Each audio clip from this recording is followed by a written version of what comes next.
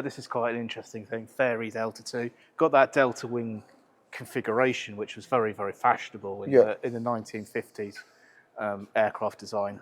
This thing was fast. I mean, this smashed the world airspeed record in 1956 by huge margins, 400 miles an hour. Yeah. It's very Starfighter looking, isn't it? It's like, apart from the wings, but the body, fuselage. If you give a 6-year-old a piece of paper and a pencil, say draw a jet, that's what it will. That's what, yeah. I think it's beautiful. Yeah, it's lovely, isn't it? It's a real tart of an aeroplane, really. So this was just an experimental prototype, or? Well, it was, but it was built. There was a lot of specifications going around for high altitude interceptors. Yeah. And it was going to be the basis for this. This is the second one. The one that actually broke the record with Peter Twist was, it now resides at Yeovilton with Concorde wings. Oh, I mean, okay. Typical English, isn't it? You got 2 aircraft there. You want to chop one up to make it something else. Which one do you? Which one do you use? The record breaker. Yeah, amazing. Not the other one. Not the other one. So, what was the speed of this again? It could do about just south of over Mach. Yeah. What Mach?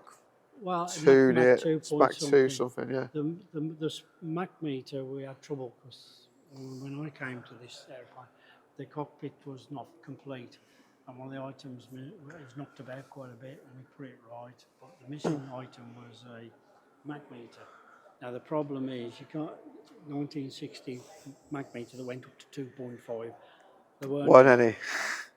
But as luck would have it, our curators here, we found one in Stafford Correction. Did you? In the reserve collection. Oh, right. And I think it actually came out of this. Really? And so, the part number was all matched. So we it doesn't look like there's a lot of room in there either. It's claustrophobic. Is it? How you see out of it, I do not know. It frightens me to death. So guys, is there anything you want to see me get in here? Let us know. Put it in the comments down below. What is your favourite aircraft? What would you like to see in? What cockpit would you like to get in? Guys, put it down below in the comments. Anyway, back on with the video. Oscar Tower from Murex-2, returning to base. Roger, Murex-2.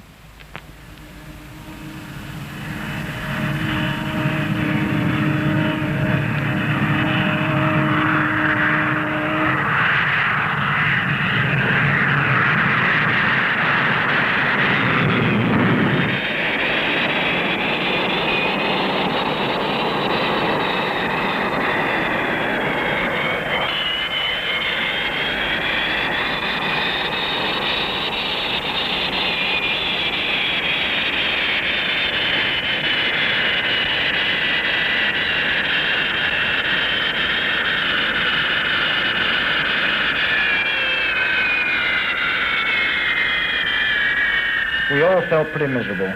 We had reason to. That was our 6th attempt on the world speed record, and the ground crew were preparing for the 7th. Their refueling time is a record in itself. For the past 4 days, I've been streaking up and down the south coast near Brighton with the regularity of a local bus service. But on each trip, something had been wrong. Either I was slightly off course, I hadn't been within height limits, or one of the cameras had failed to catch up with me, and the tiny dot of an aircraft 7.5 miles up just wasn't on the photographic plate. And now we were all ready to press on with our 7th attempt. Camera at forward, all set. Switches the camera, okay. Weather's holding. Radar control, ready. Airfield clear.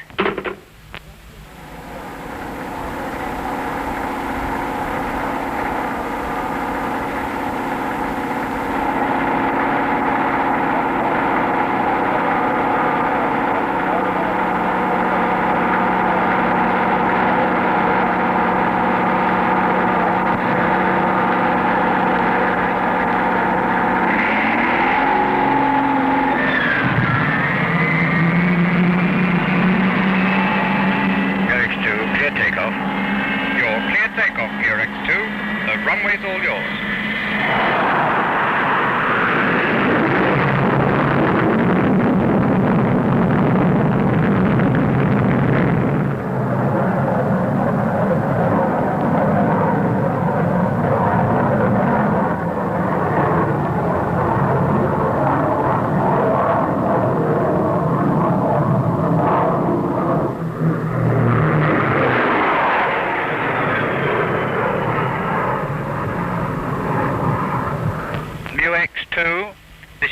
Control here.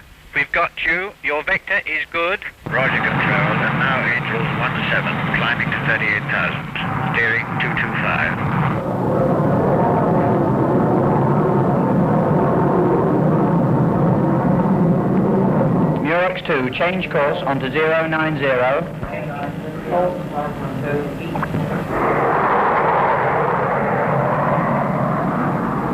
Roger. Reheat lit up.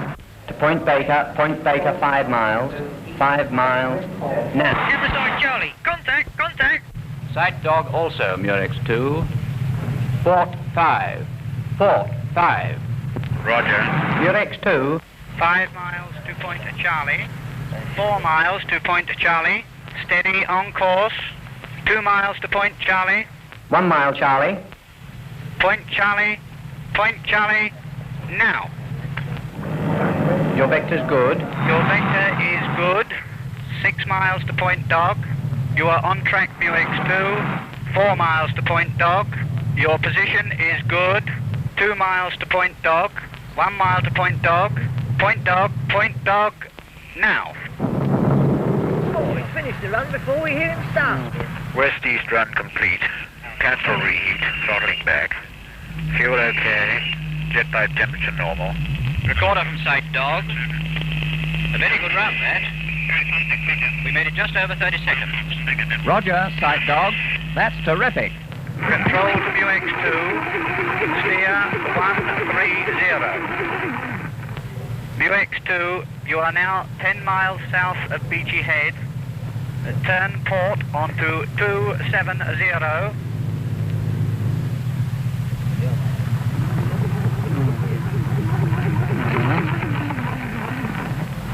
Murex 2 to Control.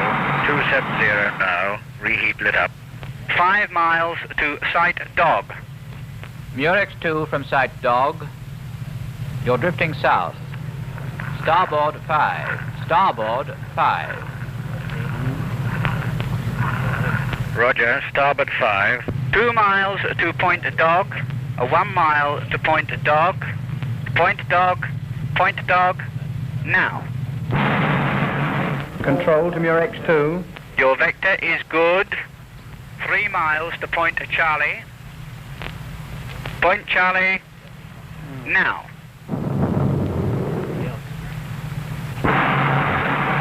Thank you, Control. Over to Boscombe Tower. Roger, Murex 2. Over to Boscombe.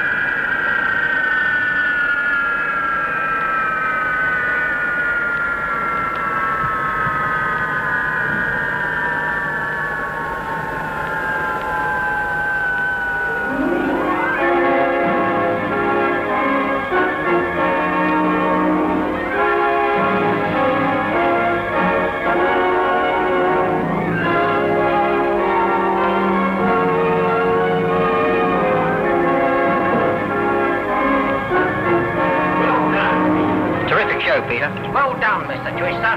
Splendid effort, old boy. Too fast for me, old chap. Is it rough as you go through the barrier? Was it difficult to keep on course? Was it hot at that speed? Can the FD2 fly faster? What are your future plans? You've put 300 miles per hour on the previous record. Will top speeds continue to rocket? Well, it's been a pretty steady rise up to now.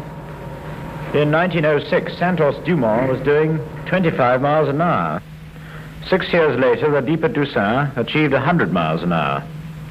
The Supermarine S6 brought the record to Britain, and by 1931 was exceeding 400. Then in 1945 came the first jet record, 606 miles an hour by the Gloucester Meteor Mark IV. The North American Sabre F-86 was the first to top 700. And after our Hawker Hunter and Supermarine Swift had regained the record for a few months, United States came to the fore again, and in 1955 the Super Sabre pushed the record up to 822 miles an hour. Now the Fairey Delta, flying 50 times as fast as Santos Dumont did 50 years ago, introduces the era of four-figure flight. Whilst outside world speed record conditions, rocket aircraft such as the Bell X-1 have for short periods flown even faster. And looking to the future and to still higher speeds, we see no real barriers which cannot be overcome. What does 1,100 miles an hour feel like? 7.5 miles up, you get no impression of speed at all. Will it feel fast near the ground? Well, I'll put it this way. Imagine a trip from New Haven to Brighton, not at the normal 45 miles an hour, but at 5 times that speed. Then we'll fly you over the same course at 1,000 miles an hour.